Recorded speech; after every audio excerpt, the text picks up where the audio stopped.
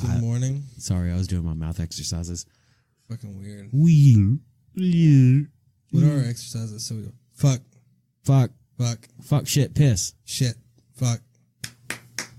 All right, we're ready to go. We're good.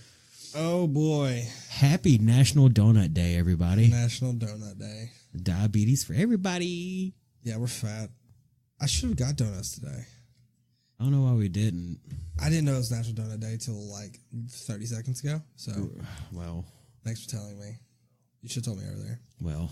Anyway, today we're going to be talking about the Winchester Mystery House. And specifically Sarah Winchester, because she's really... The house isn't that... The house is a big deal. But it's really all about her. The house is just a tourist attraction, pretty much. It was. Now it is. Now it is. It was just a woman alone with a lot of money and bored out of her fucking mind. A lot of money. A lot. And if the last name rings a bell, Winchester, It's gun money. it's gun money. It's blood gun, money. The gun that won the West. Yeah. She is the heiress Yeah, I guess. to the Winchester. Bro, it's crazy.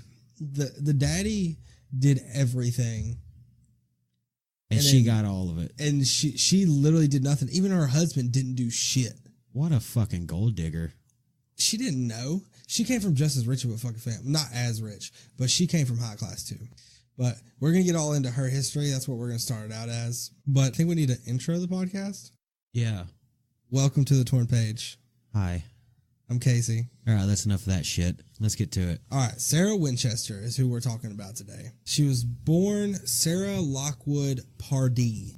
The Pardee family is Party. They're a high noble family from New Haven. Ain't no party like a party.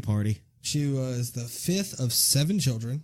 Her parents were Leonard Pardee and Sarah Burns. I guess they weren't married. That was a big deal back then, wasn't it, though? I think they just kept like the names like that to know what families they came from. Yeah, that makes sense. When I first started doing research, there was technically no record of when she was born. They just say it was between 1835 and 1845. I actually did some research earlier and came to find out that she was born in September of 1839. Yeah, Joseph dug into New Haven birth records. I don't know. He's probably hacking then. Man. But the Pardees, they were big. They were respectable upper middle class. They weren't upper. They're upper middle class. Her dad was a joiner. Okay. Which is, they're basically a carpenter, but they build like fancy shit. Oh. They build stuff that is more elegant and stuff like that than carpenters that build houses and shit. But his business was, he made carriages, is what he built. And then later, because, everything was made out of wood, we didn't have engines yet. He built carriages, and then later in Civil Wars, when he really made money, was he made ambulances for the Union Army. Big money. Yeah. But young Sarah, she was considered like a prodigy as a child. She was also hot as shit, apparently, for the times. I mean, looking at that picture that's on her profile right now, I want to bang one out to it. Apparently, she's a baddie. But by the time she was 12, she was fluent in Latin, French, Spanish, Italian, and obviously English. Show off. Smart as fuck. She was extremely good with music.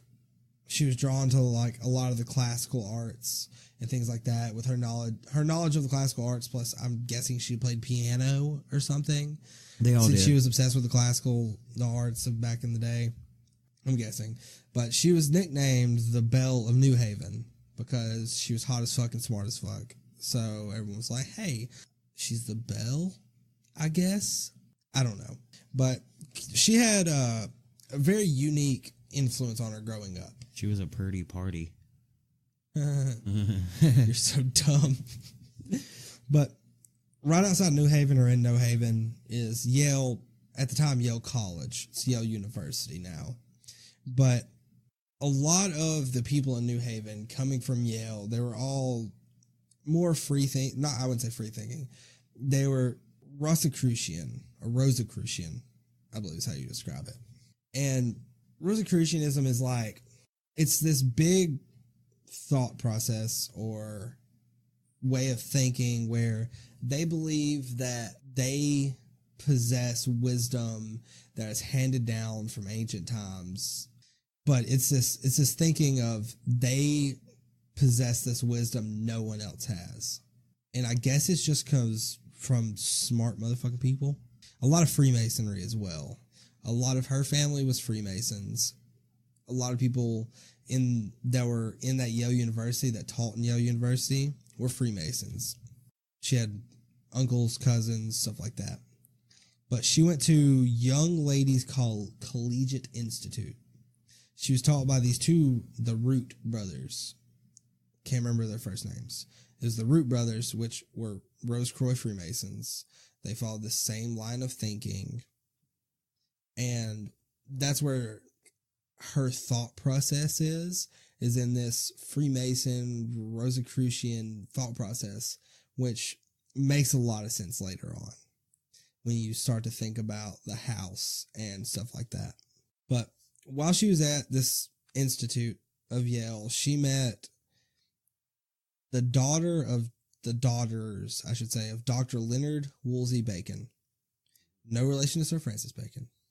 But this doctor's sister is the one that wrote the Bacon Doctrine. The one that put it out there that Sir Francis Bacon is the writer of the earlier works of William Shakespeare. Plot twist.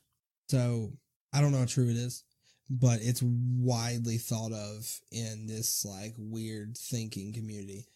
People really believe that Sir Francis Bacon is actually William Shakespeare. So either he's Francis Bacon is Shakespeare, or Shakespeare had a ghostwriter. They say, I didn't look too far in this doctrine, but I believe it's the earliest works of William Shakespeare that were written by Sir Francis Bacon, but I don't know exactly. I didn't really look deep into that because it doesn't do that much into the story, but just know Sir Francis Bacon is a big fucking part. He's very important. But whenever Sarah read through this Bacon Doctrine, she was already obsessed with Shakespearean work, of how she was, and she was in that like high class of thinking and fancy people and shit. She really dove deep into this theory of the Baconic Masonic doctrines and stuff. She started getting obsessed with like secret encryption techniques, numbered ciphers, all of that kind of stuff that Sir Francis Bacon pushed so heavily and created. Really, he created a lot of number ciphers and stuff like that. Let me tell you, if somebody came up to me, "Do you want to join our brotherhood? What do you call it? The Baconic Brotherhood." I'm in. Hell yeah. I'm in. Free bacon? Do I get free bacon? No. Fuck you. Get out of my face. But it's like, when I started reading into this, it really blew my mind because I knew of the story, which we'll go over the story of the Mystery House and why it was built and stuff like that. And then I started reading her background and saw that she's an extremely intelligent, extremely witty, intuitive lady that knew a lot of stuff that really nowadays, this kind of thinking makes you look like a conspiracy theorist.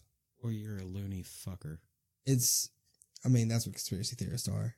You know, you start babbling on about this stuff that Sarah Winchester was going on about, people just shrug you off. Yeah, I mean, she eventually gravitated towards theosophy, which was confirmed by, she had a friend at the time named Ralph Rambo. Cool ass last name. But she was like really close to him, but he's also a historian. So like, I think a lot of the true facts about her come from him because she was really close to him and also was a historian. So depending on what tier you're in money wise, like Sarah Winchester was in that middle class, so she was upper middle. She wasn't there, but she was there. She didn't have Winchester money yet. Until she had Winchester money. But her family did have money. They had wagon money. They had slaves, probably. Probably. One or two. They had money. They probably had enough money to have slaves. At least like a black lady in the house cleaning. So they had that kind of money, but they didn't have like plantation money. The point I'm trying to get at is if, somebody walks around this upper middle class talking about theory. Fine. They're at their little ball parties and they're having a good guffaw about it. But if people like us did it back then, we would be thrown in the fucking loony bin. Yeah, you'd be put on a fucking stake in Salem. Which no witches were burned in Salem. No witches were burned in Salem. They were all burned in Europe. Yeah, but still, it's the same way if you look at it nowadays. A lot of people with these crazy theories, if they're, like a basement dweller or like someone will look at them like they're fucking crazy. Or if you lock yourself in a room and talking to a microphone for about 2 hours. Yeah, true. But then you have someone like Elon Musk that truly believes in the simulation, that life is a simulation. If he says it, it's fine. People are like, well, maybe he's a little wild, but he's smart and he's got money. So it's okay. But if Joe on the West Side says that shit, he's a crackhead. Yeah. You know what I mean? So it's a little weird. But getting back on topic, last thing about her philosophies and stuff is she clung really hard to this perspective by Rudolf Steiner. Rudolf Steiner's perspective is, Steiner viewed the universe as a vast living organism in which all things are likened to individually evolving units or cells that comprise a greater universal synergistic body that is ever building. That's just a lot of words thrown together. That is constantly building. Ha. He believed that the world, everything in the world worked individually as their own things, but they all worked together to constantly create an ever-building world, basically. But that's really how she was brought up. The people she was around, the Freemasons, the Rosicrucianism, the teachings of Sir Francis Bacon, that was her thought process throughout most of her life, was this outward-thinking doctrine of just purely divine. And it's kind of, what is the word? Foreshadowing to her later life. Like the always building. Yes, exactly. Now we'll move on to William Winchester, another huge part of the story. That was pretty much, that was just Sarah's background. I wanted to cover it, get it out of the way, and then we'll move to the juicy stuff, like them having a kid. I wonder how juicy it was. I'm not going to talk about Sarah Winchester's vagina. Hey, do you think William Winchester was so into the business that while he was pumping her full of the Winchester goo, that when he came, he fired off a couple shots from the rifle? They're not Southern. Oh. So, I feel like they're not from Alabama. Take this goo. I feel like he probably loved the company, yeah. Yeah. But I don't think it was, Yeehaw, heritage over hate. But William Winchester, born July 22nd, 1837. Son of Oliver, which Oliver was Daddy Winchester. He is the one that brought the bread. Got the bread. He owned a clothing manufacturing company with some partner. I think his name was James. I didn't really care about him. He's not important. But they started making all this money. The business was doing great. And Smith & Wesson, I believe, tried to create a repeating rifle. And it was fucking shit. It was terrible. Literally, the bullets were just lead pieces hollowed out. And they stuffed a cork in the back. They just poured a little gunpowder in it and put a cork in the back and hoped it would fire. It didn't fire. So Oliver bought this division of Smith & Wesson, turned it into Volcanic. Then there was a engineer that he inherited from that company that was like, look, dog, I can make you a lot of fucking money. Let's get this bread. Let's fix these gats. And so he redeveloped the gun. He gave it a bigger chamber, a bigger magazine that could hold 17 rounds, and truly created the repeating rifle because he made a new cartridge that is what we have today, where it's a brass casing, bullet on it, it's rimfire, it fucking shoots. So he Iron Man upgraded him. Hell yeah. And that guy, his last name was Henry, which is why there's the Henry rifle later on. That's the Henry rifle is the gun that won the West. Henry? Yeah. But Oliver bought that, and then by I think 1866 is when he transitioned to the Winchester Repeating Rifle Company or whatever it's called. But that's how they made so much money, is they sold a lot of guns to a lot of people, and a lot of people died. Pew pew. Anyway, the Winchesters and parties, they knew each other because I think they all went to the same Baptist church in New Haven. It was like New Haven First Baptist Church, whatever. It's really weird that all these people that have these like weird thoughts and thinking ideas and philosophies still love Jesus. And you'd think that like these weird systems that they're going into would make them stray away from religion. Because like Freemasons are like, don't talk about religion. When they have their meetings and shit, no religion, no politics. But if you look at them nowadays, it's not majority, but some members of the Masonic Temple are politicians, are pastors. That's because it's drifted so far away from where the founding fathers were not Masons. Don't believe Nicolas Cage. The founders didn't want anything to, like, their beliefs and, like, the degrees they followed, which a lot of people don't know what is inherent. I did a bunch of research. I couldn't find shit because they're so secretive. The only time you can speak out against a brother is if they break the law. That's the only time they're allowed to speak about their brothers in that form. My grandfather was a Mason. I don't want to rant about Freemasons. And I never got to meet him. Yeah. But I have come across his Fez. Either he was a Mason or a Shriner. I'm pretty sure he was a Mason. Yeah. But he had an apron. Oh, okay. That he would wear to meetings. And I recently we were at this little thing, get the music bullshit thing. Alabama concerts, man. Yeah. Down in Southside. And I know what you're talking about. Yeah, they set up tables down there, like, a couple restaurants where you can win, like, gift certificates. But the Masons were there, and they were like, join us. Come play with us, Join us. Forever and ever. Yeah, once you're in, you never get out. Yeah, it's like blood in, blood out. Blood in, blood out. What up, fool? What up? What up? Do they jump you in?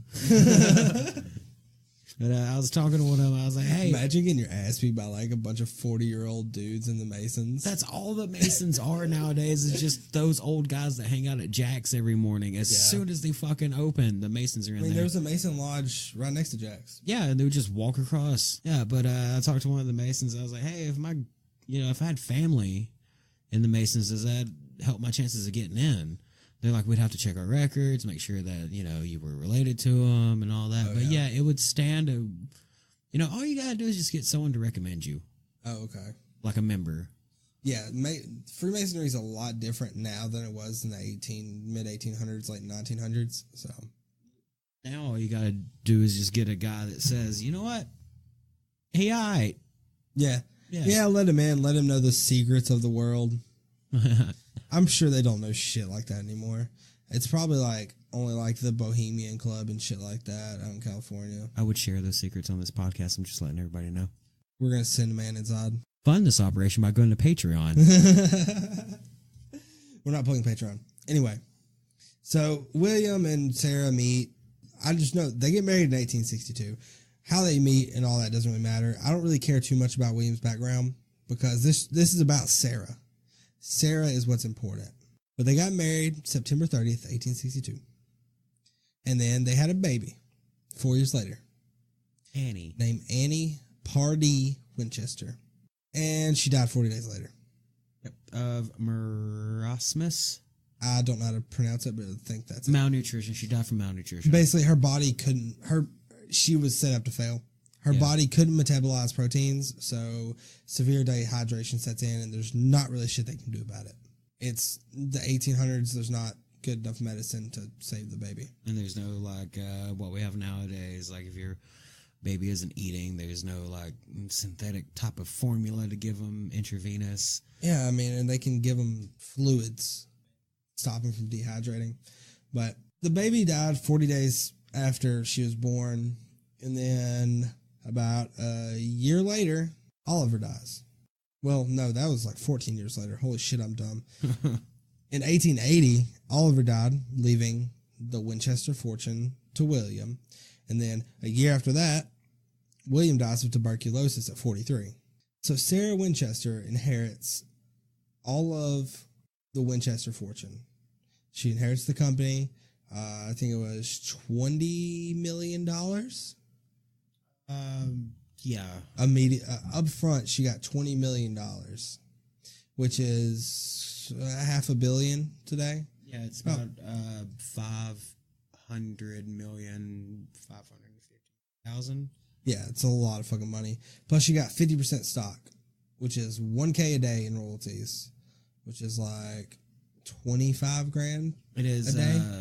$20,000 to $25,000 a day in now money. Yeah, a lot of money. And after that happened, she moved to California in 1884. He died in 1881. So there's like 3 years of time just missing from her life. No one really knows what she was doing. I think in 1886, the New Haven Records said that she moved to Europe, but she was in California in 1884. So a lot of people think she said that she was leaving to Europe. There's no truth of where she went, but there are theories. And since she was in this line of thinking with the Theosophy and Rosicrucianism, Freemasonry, a lot of people think that she might have went to France. At the time, there was a movement called Co-Freemasonry because, as most people know, only men are allowed in the Freemasons. One exception, though. If you join the Freemasons as a man and they get a sex change, you can't get kicked out. So, any women, if a woman wanted to get in, they'd have to change to a man, get in, then change back to a woman. I don't think you can do that. That's expensive. I don't think you can do that. I don't know. I don't know if you can get a penis and not get a penis. I don't know how it works, but there was Freemasonry was going on at the time, which allowed male and female memberships. And with how much she knew already from her family and her teachers and her social status and that pocket, the $500 or $20 million, I'm sure she could have got in. Yeah, because all they saw was ching. That was one theory. Then there was also the French Cathedral of Chartres. Shata. However you say it. Chicago. But it was a 11 circuit labyrinth that in the initiation tradition of the ancient mystery schools, whatever the ancient mystery schools are, people talk about it all the time. Not sure what it is, but it's a big thing, is the ancient mystery schools. And it was a way for them to test these initiates and test them of how good their intuition and stuff like that is, to see if they would be a good Mason, basically. So a lot of people think she might have gone there to learn about it and learn of just the different Masonic symbolism and just mysterious structures like the Rosalind Chapel, which famously has the stairway to nowhere. There's also one in New Mexico now that was built recently. It's a church that has a stairway that goes to nothing. They're falling together. Yeah, but she eventually finally moves to California in 1884. She originally moved to the Bay Area. I guess she wanted to be on the beach. But she moved farther inland to San Jose because she had cousins that lived in that area.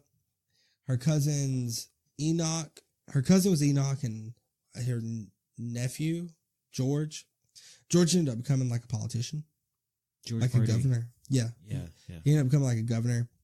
But they were both part of the Bohemian Club in California, which is another secret organization.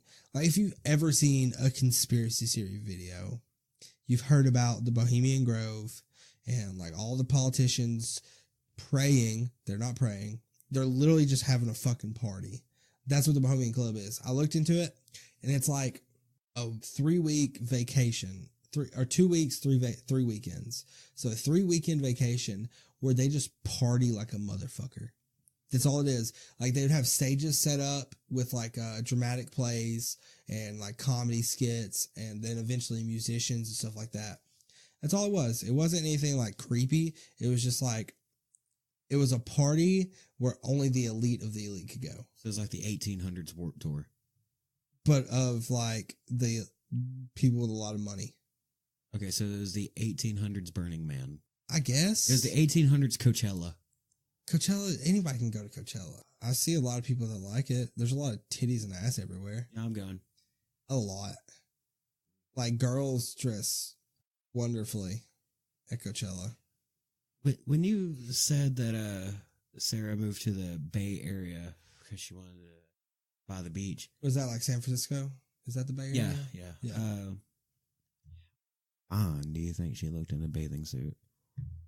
I don't know. I don't know her dimensions. Wasn't it back then? Like, ass wasn't like it is now. No, it was like a full fucking suit. Was she allowed to wear a bathing suit? I don't think so. I think that was like in the early 1920s to 40s that they started. Yeah, because remember people used to jerk off to ankles. Lose their fucking mind to some ankles. Are we sexualizing Sarah Winchester? I don't care. It's our podcast. We can do what we want. And we don't have a labyrinth of a house to escape her. But she bought the 8-room farmhouse up in San Jose. Yeah. In San Jose.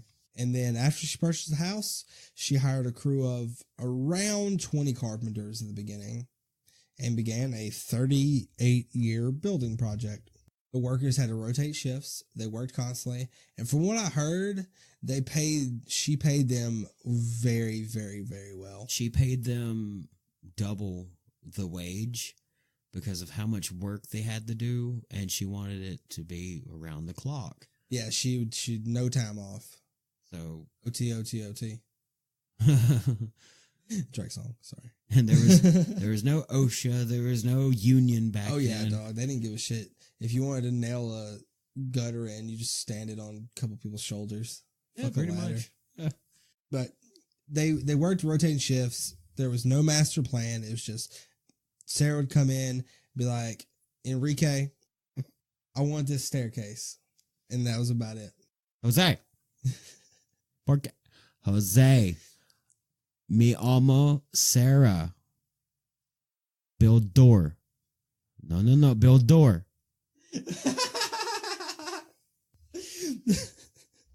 Okay. That was good. All right. The house eventually grew and grew and grew and grew to, it was 7 stories at one point with over like almost 600 rooms. And then there was a nice little earthquake because you're in California. Yeah. In 1906. It knocked down like 3 stories. So now it's only 4 stories high. Still a big ass fucking house. But she was like, okay, I guess 4 stories is the limit. The earth got mad at me. But the house was built on a foundation. I forgot what they called it, but it allowed for the house to pretty much wiggle when there was an earthquake, like move with the quake. I think it was like a shifting foundation or something like that. But if there was an earthquake, the house moved with it. Which was ahead of its time. A lot of shit she did was ahead of its time. Yeah. Well, she had fucking elevators. She had... They originally were hydraulic, but eventually electric. Wool insulation. Yeah, wool insulation. She was like the first person to ever do that. A sewage draining system. And... she had her own like water plant. Basically, like all the water in the house and I believe electricity in the house was supplied directly from her own, I guess you'd say generators, but her own fucking power plant. It wasn't like hooked up to California. Yeah. It was so large that at the time it had to be supported on its own. I guess with the Benjamin Franklin design. Fucking idiot. Yeah. Beyonce ain't got shit on Sarah Winchester. That is a big ass house, but I mean I don't think it's the biggest anymore. I think not since the earthquake, no. If I remember reading correctly, Jay-Z and Beyonce bought the biggest house in California. Well, I'm just going to say that Sarah Winchester was more bougie than Jay-Z and Beyonce.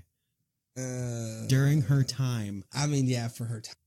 But, okay, today's age, how many Louis bags do you think she'd have? Oh, this bitch would be walking around She would have one of her 900 closets. She would have probably have all 900 closets. If you took full, if you took what she got in inheritance in today's money, which was $500 million, she would have Louis Vuitton bags just laying in the floor. She'd look like Jeffree Star's closet. Yeah, or his vault. Yeah, the vault. Yeah. I watched that video. Like, I fuck with Jeffree Star. I don't care what it was. I don't watch, like, the makeup tutorials. Ever since the Shane Dawson documentary, I've, like, watched, like, the IRL stuff. I love one-of-a-kind things. And how much, like, one-of-a-kind shit Jeffree Star has is insane. We're supposed to be talking about Sarah Winchester. Tangents.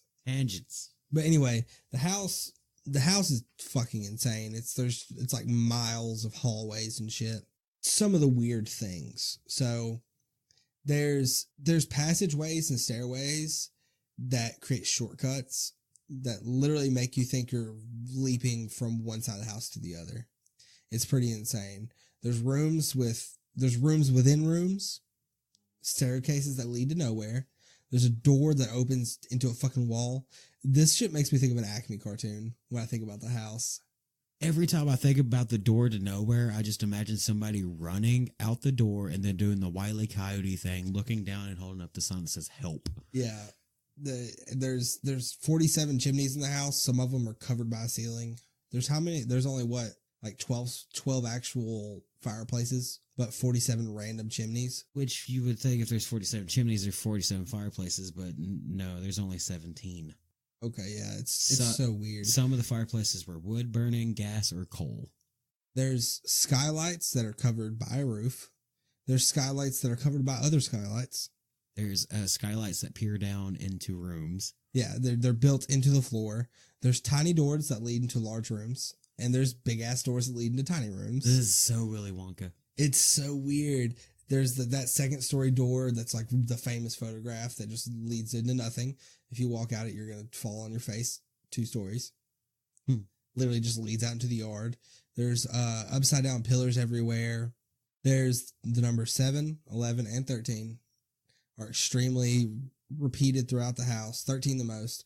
And it's with like the number of things. It's not like she posted the number 13 everywhere, but like one room will have like 13 windows. Yeah, she had an obsession. She had an obsession with the number 13. There were 13 panes of glass in the windows. There were 13 hooks that held her robes that she wore into the seance room. 13 robes. 13 robes. She got a chandelier ordered and sent to her that had 12 torches on it. She got one of the welders to add a 13th. Yeah, it's crazy. But the house itself is insane. There's a lot of speculation of whether it was being built constantly for 38 years, 24/7, 365. Some people say that that's impossible or just stupid to think of, but she was very adamant of what she wanted. She wanted a final product, I think. But there's also 2 sides to the story. She also, I don't know if she or the Winchester estate or Thomas Burnett that bought it later on, I don't know if they hold the record, but they're in Guinness. Yeah. For the longest construction of a house. Yeah. Which was 38 years. 38 years long, constantly built. But now we need to talk about why the house was built. For 38 years. It's considered folklore, I guess. No one knows the true story. But Joseph's going to tell you what the common story, what everyone thinks it is. The story behind the way the Winchester house was constructed is after William and Annie passed away. So this is what the movie's based on, right? No, this isn't it a horror movie? No, this is the lore. This is the story. Yeah. Okay. This is before the movie. I still haven't had a chance to watch it. Isn't it like 2015 movie? 2018. 2018, okay. So it's pretty recent. And is it a horror? It's a horror movie, ain't it? Horror suspense. Okay. After the deaths of William and Annie, Sarah became, of course, depressed. Yeah. She thought she had bad luck. She was cursed. She went to a medium. His name's Adam Coons. And she would conduct seances, and she would read off They would do Ouija boards. You know where he's from? Where? Boston. Boston. She's from Boston. Hey, can you ask the ghost where my khakis are? They in your closet. Wait, they didn't have cars like back then. Your khakis are in your khakis. Anyways, tangent. The medium informed Sarah that she kind of was cursed in a way, that there was a Winchester family curse, and she would be haunted by every spirit that was taken by a Winchester rifle. Which is really weird to me because you don't hear about like the Smith and Wesson curse or the Remington curse. Or the are those families cursed to build a house for 38 fucking years? Because I'm sure Smith and Wesson's killed more than Winchester has. Yeah, I'm sure that all the squirrels I've taken out with a Red Ryder BB gun are haunting me. Yeah, I mean, squirrels do fuck with us a lot. A lot. Especially in my house. Because you can hear a baby squirrel could piss on my roof and I'd hear it. Yeah, tin roof. The medium informed Sarah about the curse, the haunting. There's a bunch of evil spirits that want you dead. That the spirits would be coming for her unless she found out a way to keep them at bay. What she did was she built her house into a trap. Pretty much. It was a labyrinth designed to confuse ethereal beings that could walk through walls. Yeah, anyway. Sometimes. But she was an extremely emotional. And it was the 1800s. Person. You could make anybody believe anything. She didn't know what the fuck haunting was. But the medium told her, these ghosts are coming for you. And Sarah Winchester stood up and said, well, come get this spooky dick. Pussy. Sarah Winchester's fine pussy. Just continue. There are a lot of statistics to go over about this house. First off, after completion, the Winchester house had 160 rooms, including 40 bedrooms, 40 staircases, 13 bathrooms, 6 kitchens, 10,000 window panes, 2,000 doors, 52 skylights, 47 fireplaces, 3 elevators, 2 basements. How many showers? 1. Damn, she was a dirty bitch. 1 shower. That's crazy. It was a hot water shower, and it was in her Daisy room. Nice. It was her personal shower. Daisies are a big part of her life. Yeah. But all of these statistics was before the earthquake of 1906. Okay. It has since been cut down because there's only like 950 doors now and only like this many rooms. Yeah, earthquakes fuck shit up. Yeah. Like we discussed, Sarah was obsessed with the number 13. You can tell by looking around inside of the Winchester house that there are 13 hooks in some closets. Yes. 13 blue and amber stones in a special window she designed. Also, some of the windows in her house were designed by Tiffany. The Tiffany Company. Oh, really? Yeah. They've been around that fucking long? Oh, yeah. Oh, that's crazy. I didn't know that.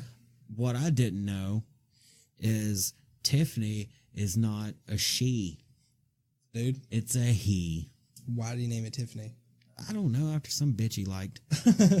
Probably. Why do we always name stupid shit after bitches we like? 13 ceiling panels in the entrance hallway, 13 windows in the 13th bathroom, and even more. I'm sure it's impossible to count in this house. Aside from the obvious, like the staircase that Casey mentioned. Leads to nothing. Just goes straight into the roof. Leads into walls and windows where they look into other rooms. There are a lot of architectural oddities in this house without talking about the staircases and drops. One that sticks out after you visit is there's no floor or ceiling that is tucked between her bedroom and the undeniably spooky seance room. So it's like an open It looks hallway? like it's floating. Oh, okay. That's weird. So you can't walk from her bedroom to her seance room? Is that what it means? I don't know. It's kind of weird though. It's like it's floating. She didn't want the spirits to follow her to her bedroom. That's why it's so twisty turny to get there. Yeah, that makes sense. And the seance room, that was like her sanctuary, her fortress of solitude. Yeah. There's been millions of people that have visited this house, of course. Yeah, it's a huge tourist attraction. They've sold it very, very, very well. Yeah. One of the famous visitors to the house was one of my personal heroes, Harry Houdini. Houdini decided it would be a good idea to try and bust the myth that there were ghosts in the South Bay home and attend a seance in 1924. He failed. So he experienced some spooky? Or I don't know, or nothing happened. It is one of the top 10 most haunted places alongside the Amityville House and the Tower of London. I'm sure the Amityville House is a lot fucking scarier. Longest continuous house construction, 38 years. The only time work slowed down was after the 1906 earthquake rocked the estate and the Bay Area, causing damage that's still visible. I wonder if it killed anybody. Because those carpenters lived there. There was one worker death, and I can't remember what from, but I don't think it was from the earthquake. But during the 1906 earthquake, Sarah was older, and the house was breaking apart. It trapped her in her daisy room. Yeah, I remember. And her staff had to dig her out, and from that moment on, she's like, I am cursed. The spirits are angry that I'm not building it to their liking. No, dog, those are tectonic plates. Shifting and touching. Inside the earth. It's nature, bitch. It's nature, not ghosts. The inside is pretty. I mean, I've always wanted to go. It'd be awe-inspiring. Yeah, that'd be really cool to visit, for sure. I've always wanted to, but the outside garden is just as beautiful. Oh, yeah, I'd imagine. A $20,000 English yew tree that towers over 12,000 boxwood hedges. You say a $20,000 tree? Yep.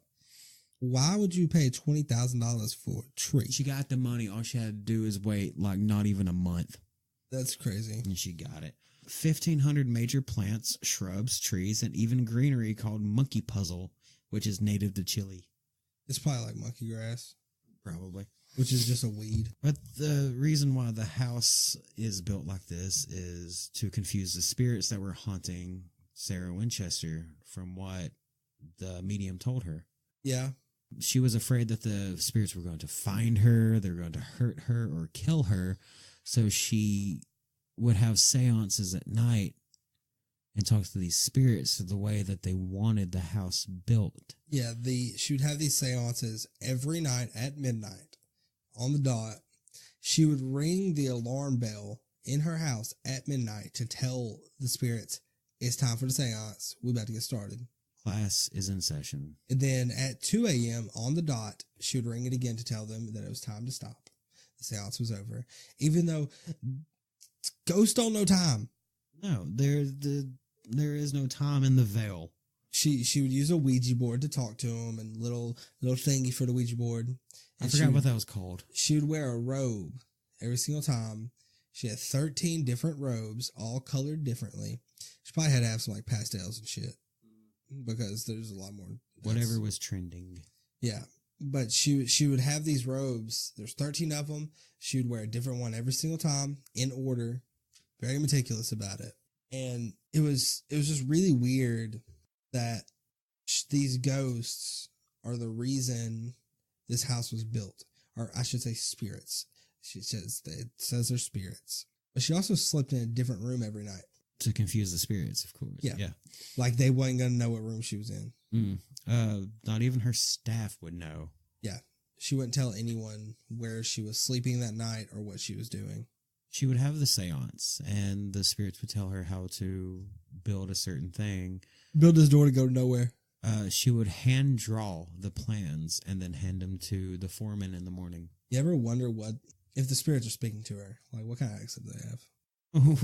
I wonder if there's some hood-ass motherfucking spirits. Hey, old bitch. Let me learn you something. You know what'd be funny? You take this staircase, and just go straight to the roof.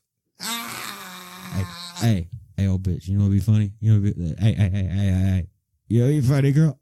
If you just had a door, you just drop a fool out of it. It's a crazy, crazy story. It's a crazy, crazy house. It truly is. I always channel this house when I'm playing The Sims. I build a labyrinth and whoever survives gets the door. That's amazing. I get a god complex. That's what Sims is you're playing God. One of the funniest things I've ever heard. Side note, I'm sorry. Have you ever read Sims patch notes? Uh-huh. It's one of the funniest fucking things ever. My favorite is you can't hold a baby while driving a car. Or the fact that if there's a fire in a school, the students are not allowed to leave. The game will not let the students get out of the school if it's on fire.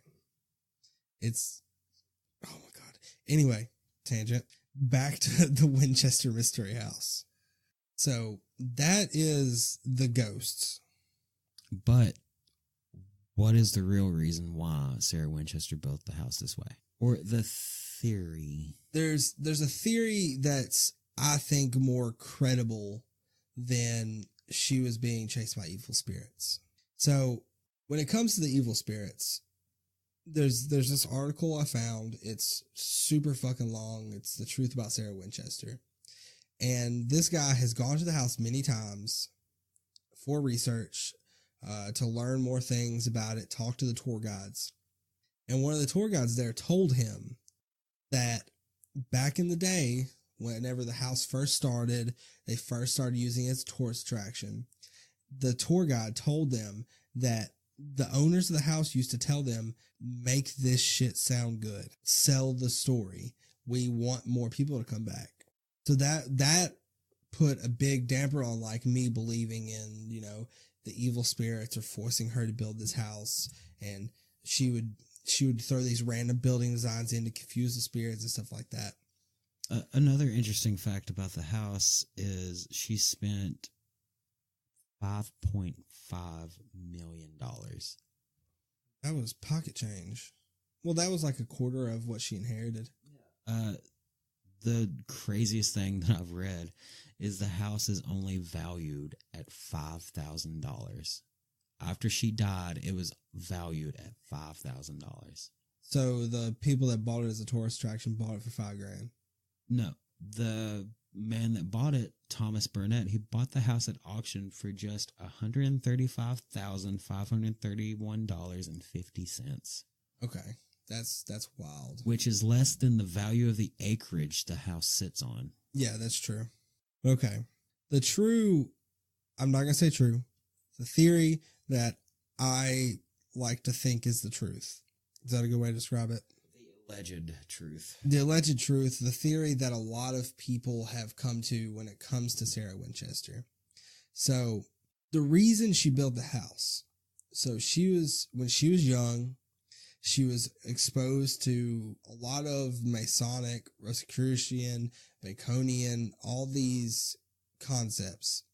And the labyrinth aspect of the house is what sold it to me. It is a test for initiates. So in the ancient times, in these ancient schools, they built these labyrinths to test an initiate's, intuition and things of that nature. When your first degree normally in those ancient schools was to go through these puzzles, through these labyrinths.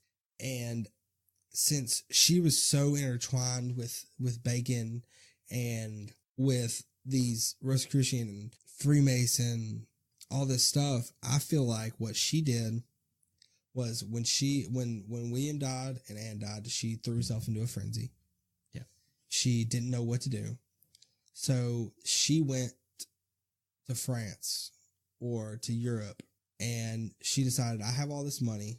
And she probably joined one of those Mason groups in France. And she was like, bitch, I know everything you already know. Don't at me. And she took over that chapter. Or something. I don't know. I'm just guessing. But I think she wanted to build this house as a test for the initiates of, I feel like she was trying to start her own chapter. I think that house was the lodge. That house was the test. That house was the labyrinth that these initiates had to pass to get their first degree when they first go in. And you see it a lot in Bacon, Sir Francis Bacon. He is the biggest influence on Sarah's life, even though they never met. When she looked into like the Pythagorean, not the Pythagorean theorem, I ain't talking math, but I am talking numbers. So numerologists use the Pythagorean table, and it's a way for you to break down words into numbers, right? So you have Sarah. Sarah's name equals 20, which simplifies to a 2 because they don't use zeros. Pardee equals 31, which simplifies to 4. So her name is a 6.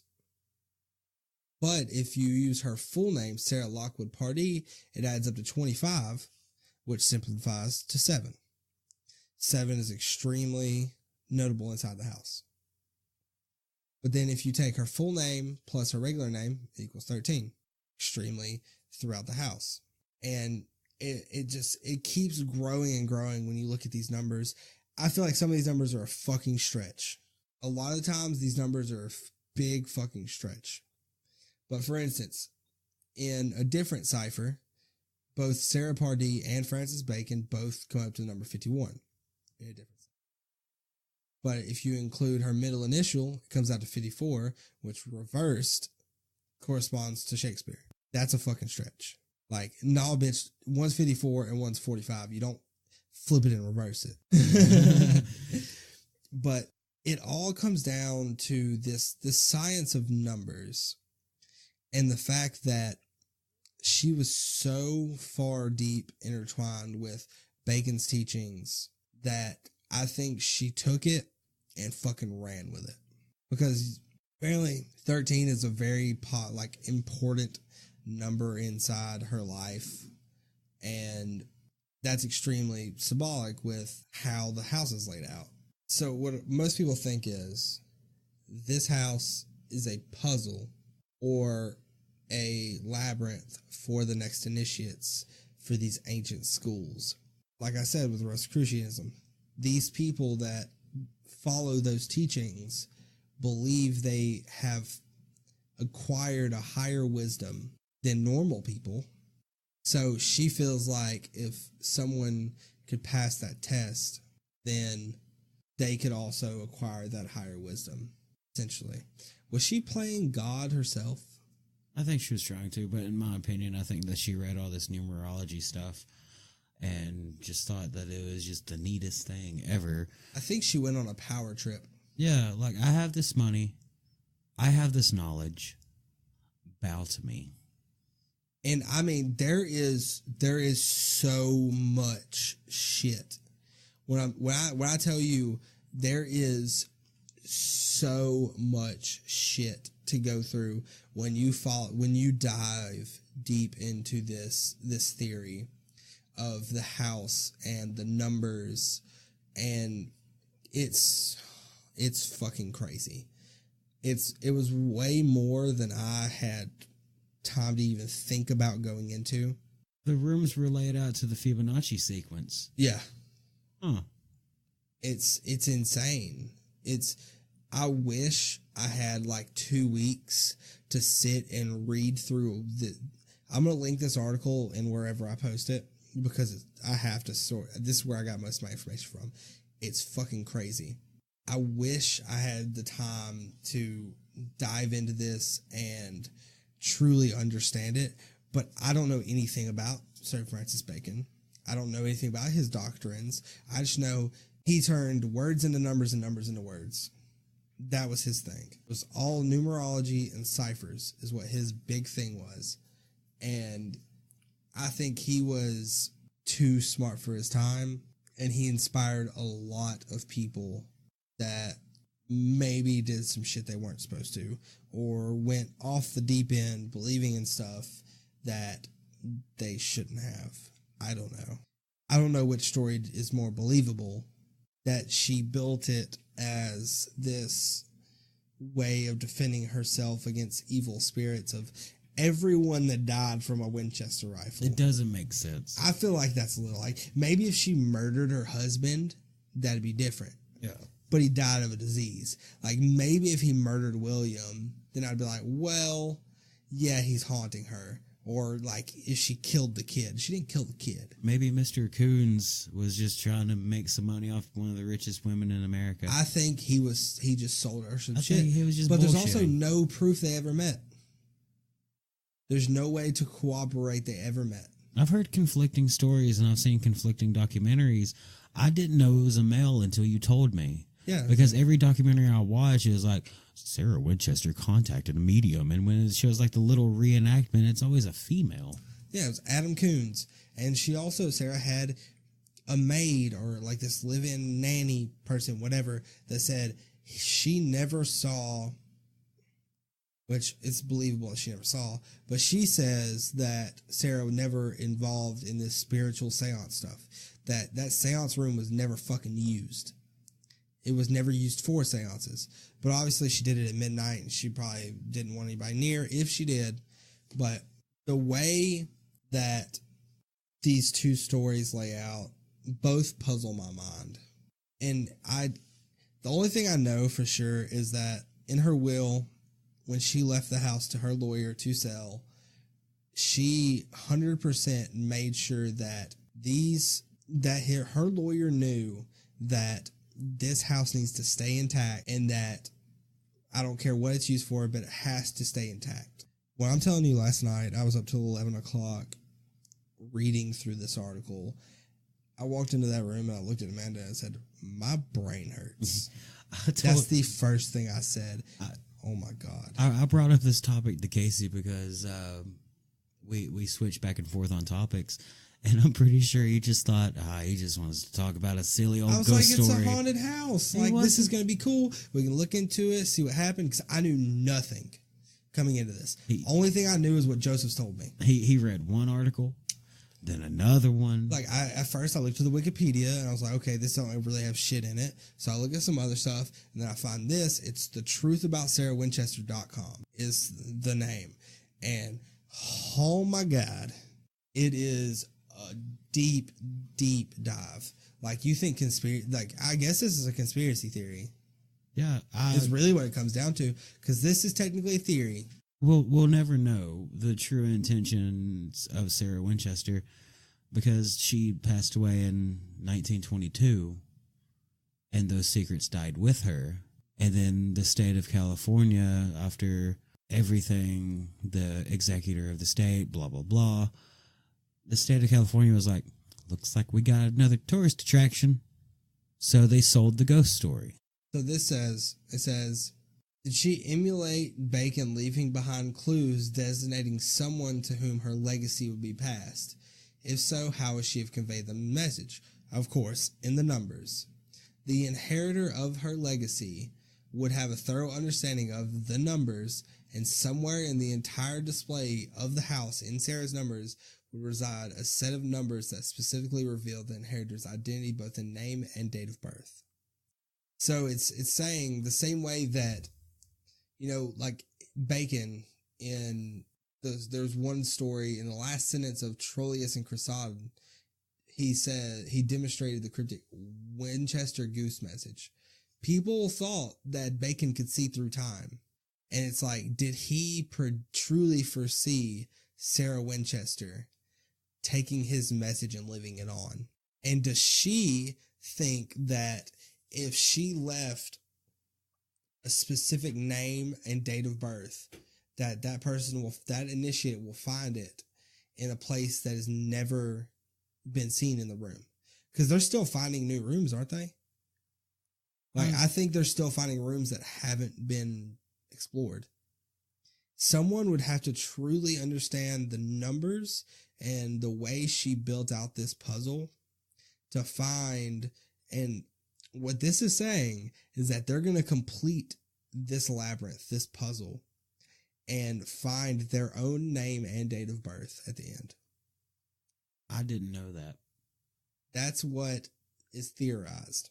I've been obsessed with this house since I was a teenager, and I did not know that. Yeah.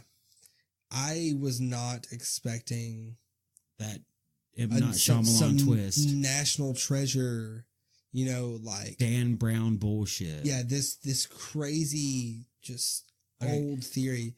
It's not Knights Templar, it's Masons, but still, like, Here's what I'm thinking. The secrets that they have. Here's what I'm thinking. We go to the house. We're smart. Ish.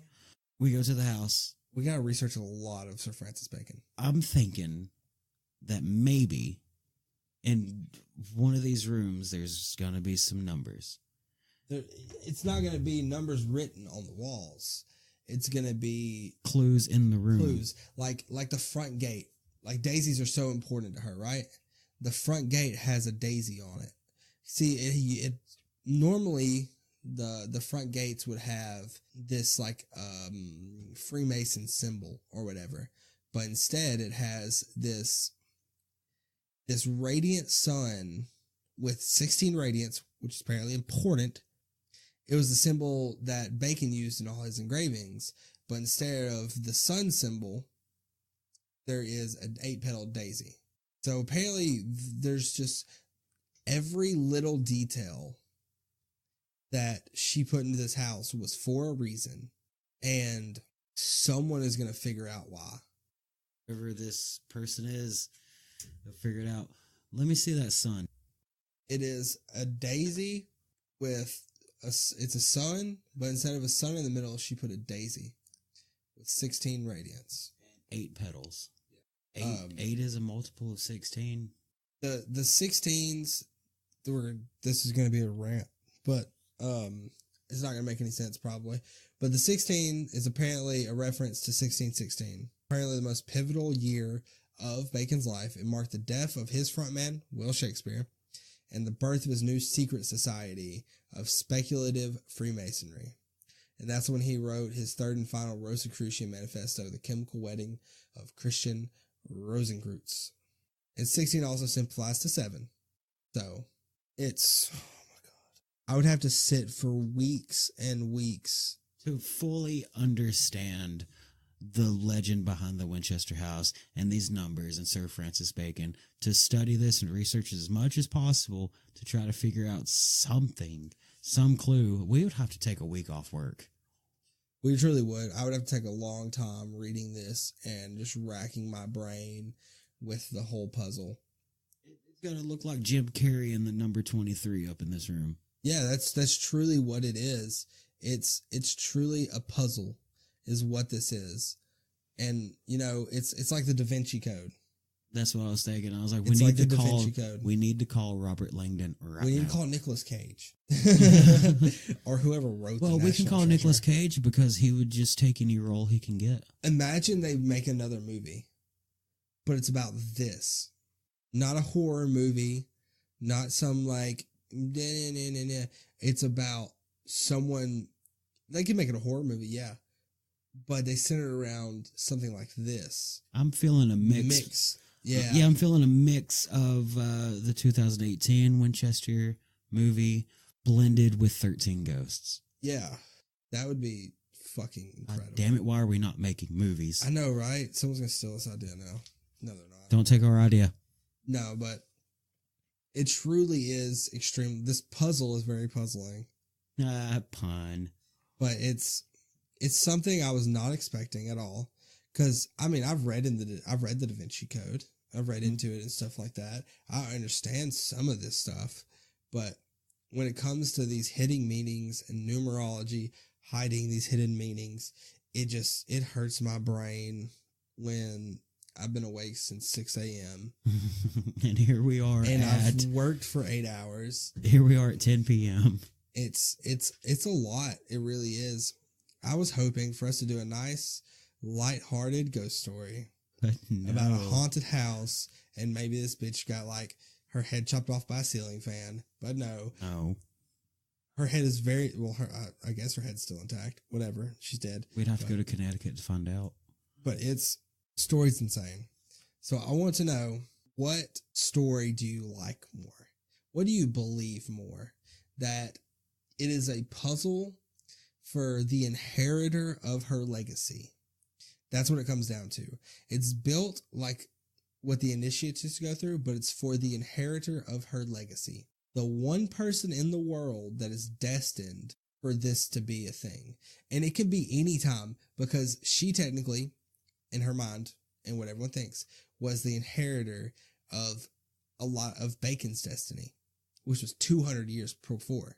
So this house was, she died late mid-90s. 1922. So it could be 2100 before her inheritor figures it out. Be me, could be you, could be one of the It's workers. not going to be me. Could be one of the workers. It's not going to be me. I can tell you that shit. Because I am not. I got too much shit to do, dog. I can't lock myself in this office for a week to figure this shit out. Because you're going to have to read shit about the Da Vinci Code. You're going to have to read all the shit about Sir Francis Bacon, decipher his shit. It's no. Well, I'm sure that I have to use all of his different numerology. That's probably one of the first clues is his theorem. One of the other clues has to be the Fibonacci sequence. It's ciphers. It's ciphers. Just there's so many out there. How many petals is on that daisy? 8. 8 and 8. 16. 16 people. How old I was when I first. 16. 16 is the age to drive. 18, you're allowed to vote. JonBenet Ramsey would have been 18. Sarah Winchester killed JonBenet Ramsey. I've solved it. We're good. iTunes #1. We got it. God, I love those so much though. I want to talk about JonBenet Ramsey. I don't. I wonder if there's any new stuff to the story. There's only the tabloid shit. I mean, I'm pretty sure the family did it, but the dad was banging Natalie Holloway's mom. ooh. They met at a convention for parents that lost their children. How fucking sad is that? That's wild. All right. We need to wrap this up.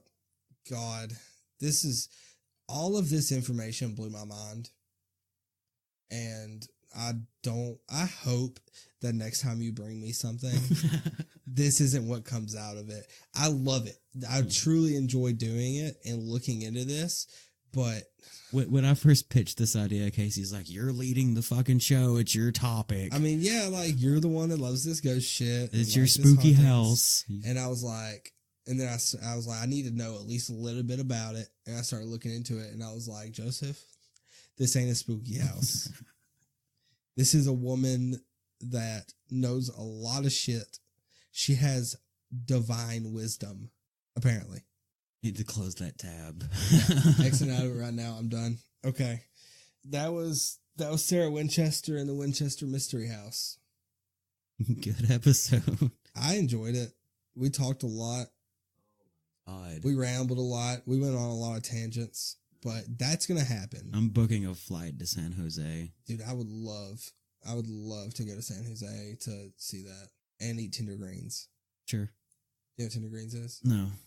It's like, I don't know how to describe it, but it's really good food. Anyway. Okay. That's it. We're done. What do we say? Follow us on Twitter. We're on Twitter at the Torn Page Pod. I am LasersGG on Twitter. I am at Joseph Baswell. We're on everything: Spotify, iTunes, Stitcher, Podbean. I posted on YouTube. Everything but SoundCloud, because SoundCloud wants me to pay money. No. And I already pay somebody money, so I'm not paying them money too. Wait for this. We're just doing this out of... I fucking love doing it. It's rough.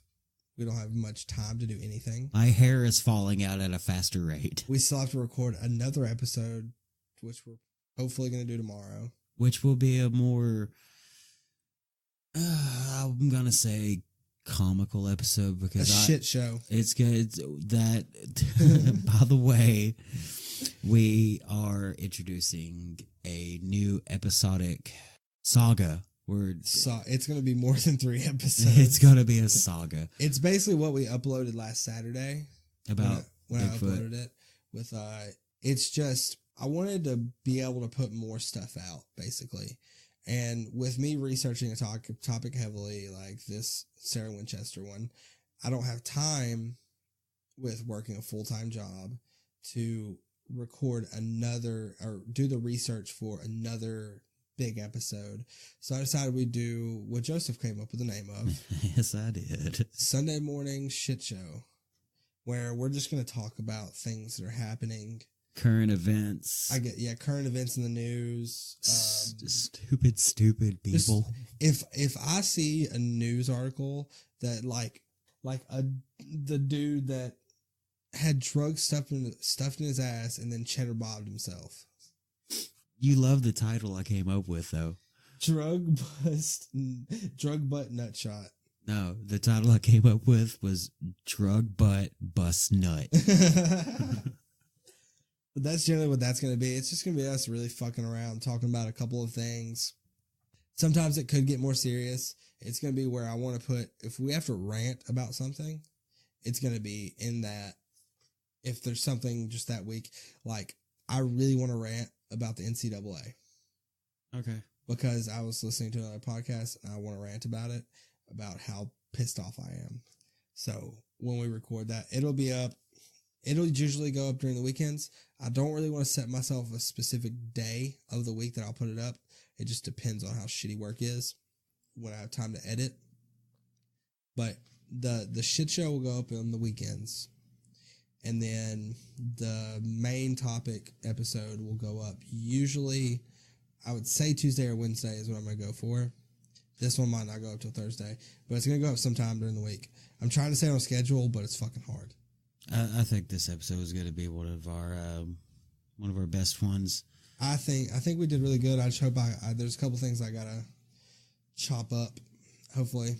And if anybody listening has any ideas for anything you want to hear about, just DM us on Twitter or just tell us in person. The email is the tornpagepodcast at gmail.com.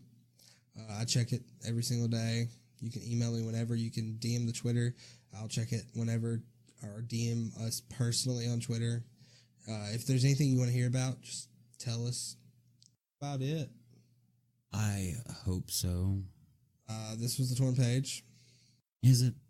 This is the Torn Page. Are we really here? Do you want to talk about the simulation? No. I'm Casey. I am a simulated human that they call Joseph, air quotations. And we're done. I'm going to bed. Bye. Good night. Sweet dreams. Love you. I love you.